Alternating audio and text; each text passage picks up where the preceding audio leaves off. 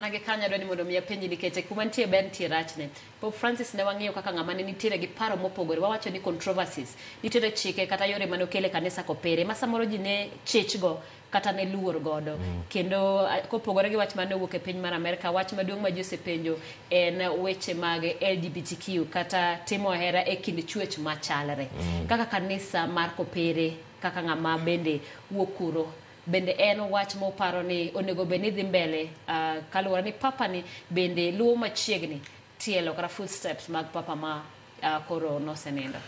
Papa Leo mara ng'wen mara parga ng'wen kwa timo analysis mare gisani te weche machal kamago controversies go na wacho ni en ng'ama jali, wacho ni en ng'ama reserved, koro ng'eyo paro mare malong'o betek.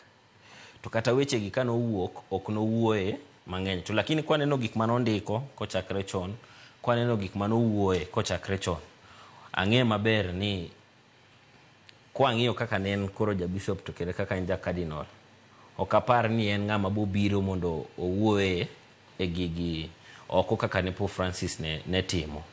Alafu king'iyo ngimane en ng'ama owach ni olonye chike mek kanisa, gi dho kisungu wacho ni canonist. Koro chik kanisa omako ahinya.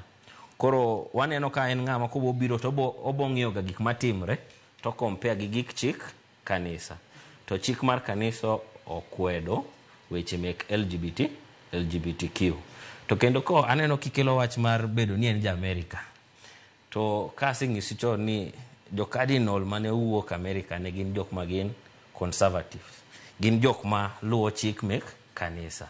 Koro aneno ka koro kata bedo ni Pope Leo mara parga ng'wen bo dwaro mondo bed machiegni gi ji, to ang'eno dhi kelo ji kendo e adieri gi ratiro mek kanisa mar jokopere.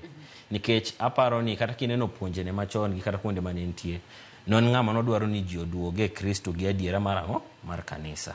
Koro mane gima dhi timre. Sasa machielo mabende ne mako wach mariero